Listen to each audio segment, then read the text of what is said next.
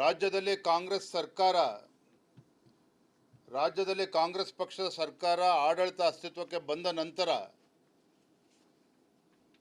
ಒಂದಾದರೊಂದು ಘಟನೆಗಳು ನಡೀತಾ ಇದೆ.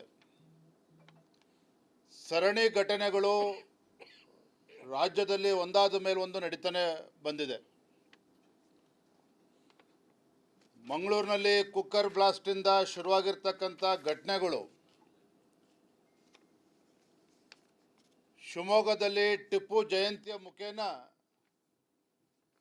ಹಿಂದೂ ಮನೆಗಳಿಗೆ ನುಗ್ಗಿ ಮನೆಗಳ ಮೇಲೆ ಕಲ್ಲನ್ನು ಎಸೆದು ಹಿಂದೂಗಳಿಗೆ ಬೆದರಿಸ್ತಕ್ಕಂಥ ಕೆಲಸನೂ ಕೂಡ ನಡೆದೋಯ್ತು ಕಾಂಗ್ರೆಸ್ ಸರ್ಕಾರ ಅಸ್ತಿತ್ವಕ್ಕೆ ಬಂದ ಮೇಲೆ. ಒಂದೇ ಮಾತಿನಲ್ಲಿ ಹೇಳಬೇಕು ಅಂತ ಹೇಳಿದ್ರೆ, ರಾಜ್ಯದ ಕಾಂಗ್ರೆಸ್ ಪಕ್ಷದ ಮೈ ಬ್ರದರ್ ಪಾಲಿಸಿ,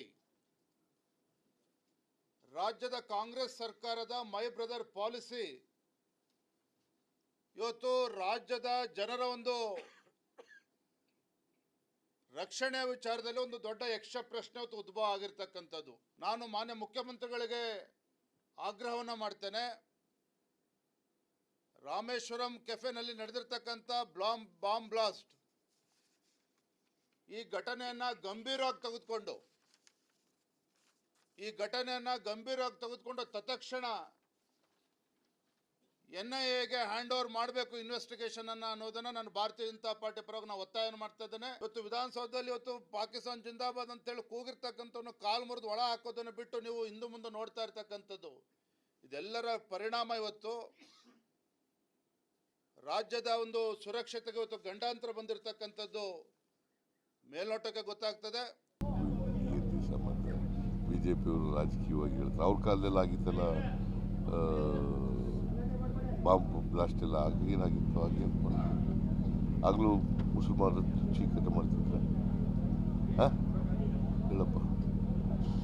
ಈಗ ಮಂಗಳೂರು ಕುಕ್ಕರ್ ಬ್ಲಾಸ್ಟ್ ಆಯ್ತಲ್ಲ, ಆಗೇನು ಮಾಡಿದರು, ಹಾಗೂ ತುಚೀಕರಣನ ಸುಮ್ಮನೆ ಏನೋ ಹೇಳ್ಬೇಕು ನೋಡಪ್ಪ. ನಾನು ಯಾರು ಬ್ಲಾಸ್ಟ್ ಮಾಡೋದನ್ನ ಖಂಡಿಸ್ತೀನಿ, ನಾನು ತೀವ್ರವಾಗಿ ಖಂಡಿಸ್ತೀನಿ. ಬಟ್ ಅದರಲ್ಲಿ ರಾಜಕೀಯ ಮಾಡೋಕ್ಕೆ ಹೋಗ್ಬಾರ್ದು. Investigation is going on. ಇನ್ವೆಸ್ಟಿಗೇಷನಲ್ಲಿ ಏನು ಆಗುತ್ತೆ ಅದು ನೋಡ್ಕೊಂಡು ಅದ್ರ ಮೇಲೆ ಕ್ರಮ ತಗೋತೀನಿ. ವಿಧಾನಸೌಧದ FSIL ವರದಿ ಬಂದಿದೆ ಅಂತ ಹೇಳ್ತಾರೆ, ಬಂದರೆ ಅದ್ರ ಪ್ರಕಾರ ಕ್ರಮ ತಗೋತೀವಿ. ಅಲ್ಲ, ಈಗಾಗಲೇ ಟ್ವೀಟ್ ಮಾಡಕ್ಕೆ ಶುರು ಮಾಡಿದ್ದಾರೆ ಸರ್, ಅದನ್ನ ಯಾಕೋ ಬಹಿರಂಗ ಪಡಿಸ್ತಾ ಇಲ್ಲ ಬೇಕು ಅಂತೇಳಿ ಆಲ್ರೆಡಿ ಟ್ವೀಟ್ ಸರ್. ಬಿಜೆಪಿ ಒಂದು ಹೇಳ್ತಾ ಇದೆ ಸರ್, FSIL ರಿಪೋರ್ಟ್ ಬಂದಿದೆ, ಅದರಲ್ಲಿ ಜಿಂದಾಬಾದ್ ಅಂತ ಕೂಗಿರೋ ಸತ್ಯ ಅಂತ ಗೊತ್ತಾಗಿದೆ, ಅದನ್ನು ತಿರುಚೋ ಪ್ರಯತ್ನವನ್ನು ಸರ್ಕಾರ ಮಾಡ್ತಾ ಇದೆ. ಯಾರನ್ನೂ ರಕ್ಷಣೆ ಮಾಡೋ ಪ್ರಶ್ನೆನೇ ಇಲ್ಲ. ತಪ್ಪಿತಸ್ಥರಿಗೆ ಶಿಕ್ಷೆ ಮಾಡ್ತಕ್ಕಂಥದ್ದನ್ನು ನಮ್ಮ ಸರ್ಕಾರ ಮಾಡೇ ಮಾಡ್ತಾರೆ.